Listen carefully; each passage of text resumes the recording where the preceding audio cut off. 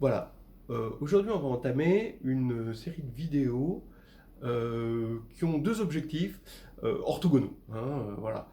Un objectif, c'est de présenter ce théorème que la table de caractères du groupe de permutation Sn est un coefficient entier, hein, dans Z, ce qui constitue un très joli développement. Ça rentre en 15 minutes à l'agrégation.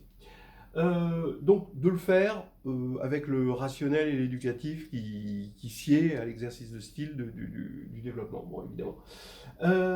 Mais il y a aussi des choses, un autre objectif, hein, qui est peut-être un peu plus éclairant, qui donne un petit peu plus de recul sur la chose, c'est de faire le lien entre un certain nombre de choses, comme le fameux nombre d'or que tout le monde connaît, l'homme de Vitruve, d'accord, l'étoile à 5 branches, l'icosaèdre, et d'un autre côté, le groupe diédral des 5, le groupe A5, groupe alterné d'ordre 60, premier groupe simple non abélien, et d'autres histoires plus profondes, hein, en prenant de plus en plus de recul, les classes de conjugaison d'éléments d'ordre 5, stables par inversion.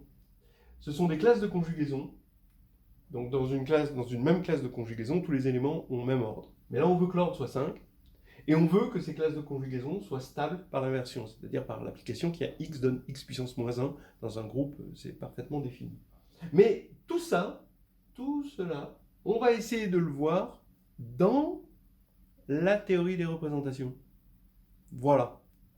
Essayez de comprendre ce qui se passe. Alors, moi, le petit schéma que je me suis fait à force de faire de réfléchir à la théorie des représentations, c'est le suivant. Bon, il en vaut un autre, hein, mais je trouve intéressant, instructif de voir les choses comme ça.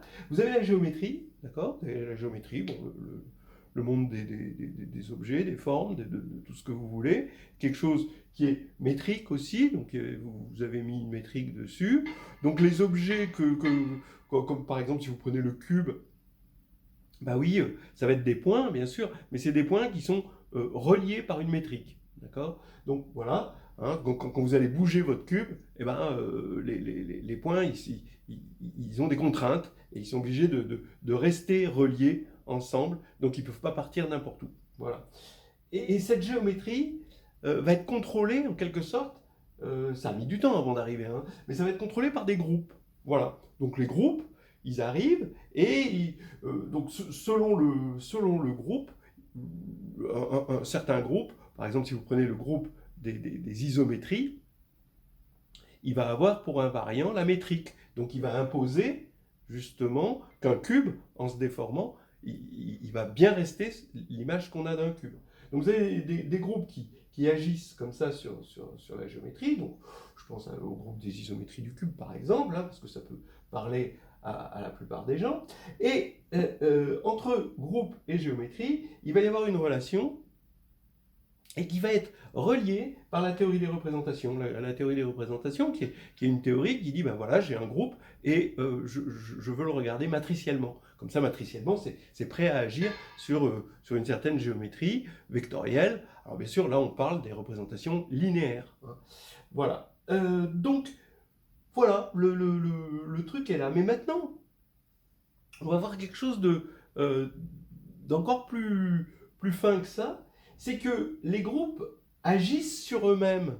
Pour ceux qui connaissent le théorème de Cayley, qui vient de l'action régulière du groupe sur lui-même, bon, et il y a il y a plusieurs actions par conjugaison, etc., mais il y en a une qui est intéressante, c'est une certaine action du groupe sur les classes de conjugaison. J'ai découvert dans Jean-Pierre Serre, hein, l'utilité, la puissance de cette action, et ça, voilà, je voulais en parler. Et cette action du groupe sur les classes de conjugaison va, grâce à la théorie des représentations, basculer en un lien géométrique qui va créer des métriques particulières.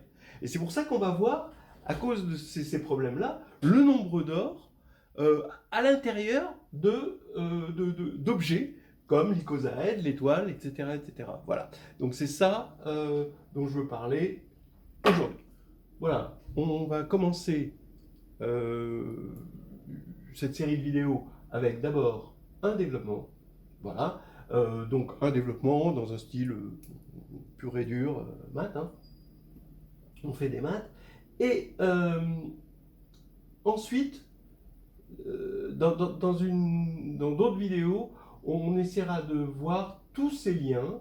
Alors peut-être en ayant un petit peu plus de recul, moins dans le style professionnel du candidat à la grecque, et on discutera de ce schéma. Et c'est vrai que ça me plaît beaucoup, hein, et puis c'est vraiment extrêmement excitant de voir, c'est la partie la plus excitante de la théorie des représentations, qui est déjà une des théories les plus excitantes, je trouve, hein, personnellement, en algèbre, et que j'ai envie de partager à travers ces vidéos, parce que je me sens quand même parfois plus animateur de jeu que mathématicien. En fait, bon, j'aime beaucoup Jean-Pierre Serre, et lire Jean-Pierre Serre, c'est magnifique, mais quand même, mon idole, ça reste Nagui.